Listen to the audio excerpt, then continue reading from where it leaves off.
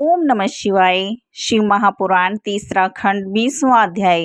ब्रह्मा जी ने कहा, हे नारद, हिमाचल ने सब सामग्री एकत्रित करके बारात को ठहरने के लिए एक बहुत लंबा चौड़ा श्रेष्ठ भवन निर्मित करवाया, जहाँ एक ओर भगवती आदिशक्ति और दूसरी ओर परम पुरुष सदा शिव हों। वहाँ किसी प्रकार की कमी हो भी कैसे सकती है। अब तुम शिवजी का हाल सुनो। जब शिवजी ने हिमाचल का पत्र पढ़ा तब उन्हें बहुत हंसी आई।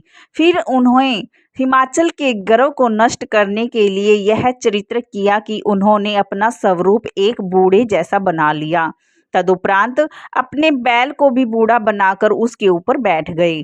फिर अपने साथ दो शिष्यों को ले डमरू तथा संगी को बजाते हुए अलग अलग शब्द का उच्चारण करते हुए भयंकर भेष बनाए हिमाचल के नगर में जा पहुँचे। वहां जाकर एक बाग में ठहर गए। इधर राजा हिमाचल बारात आने की प्रतीक्षा कर रहे थे।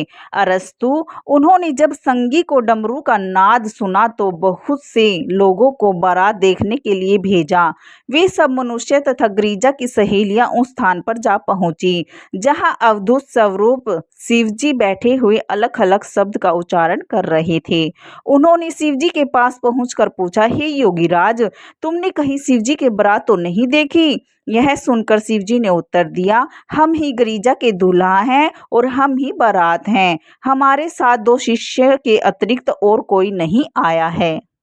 हे नारद, शिवजी के मुख से निकले हुए इन शब्दों को सुनकर गिरिजा की सखियों ने उन्हें गालियां देते हुए कहा, अरे पागल, तू हमारे राजा की पुत्री के लिए ऐसी बात क्यों कहता है? यदि तू ठीक ठाक बता देगा तो तुझे बारात को नहीं देखा है तो हम तुझे अच्छा भोजन खिलाएंगी और पहनने के लिए श्रेष्ठ वस्त्र भी देंगी। यह सुनकर शिवजी ने फिर अपना पहला उत्तर दोहरा दिया और कहा, हे सखियों, तुम गिरिजा से जाकर यह कह देना कि हम वही व्यक्ति हैं जिन्हें पुरोहित लगन चढ़ाकर आया है। गिरिजा हमें अच्छी तरह जानती है, अतः वह सब कुछ बता देगी। यह सुनकर उन सब स्त्रियों ने शिवजी की लात घूसों से खूब पिटाई की तथा पांव पकड़कर चारों ओर घसीट डाला।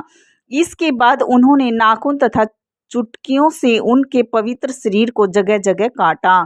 किसी ने उनके बैल को लकड़ी मारकर भगा दिया और किसी ने उनके साथ आए छोटे छोटे नंग धड़ंग बालकों को ऐसे जोर जोर से चांटे लगाए कि वे रोते हुए भाग खड़े हुए। हे नारद, उन स्त्रियों ने यह सब उद्यम केवल इसलिए किया था कि वे शिवजी की माया में मोहित होकर उन्हें पहचानने में असमर्थ रही थी। शिवजी ने उनकी इस मार पिटाई का कोई बुरा नहीं माना और हंसते हुए कहा, हे स्त्रियों, ससुराल में इस प्रकार मार खाना भी अच्छा लगता है, अतः तुम अपने मन में किसी प्रकार का संकोच मत करो और जिस प्रकार चाहो मुझे खूब तंग कर लो। यह सुनकर वे स्त्रियां तथा पुरुष शिवजी को छोड़कर अपने घर को लौट आए।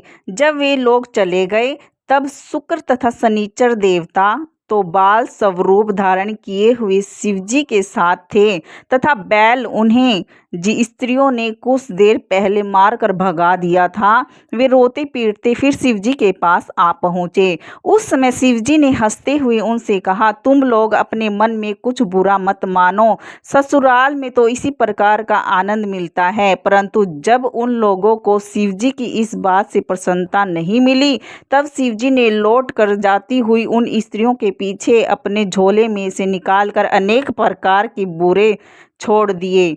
उन बैरों ने स्त्रियों के कोमल शरीर को काट कर जगह जगह सुझा दिया। तब वे रोती पीटती और चिल्लाती हुई बड़ी तेजी के साथ अपने घर को भाग चली।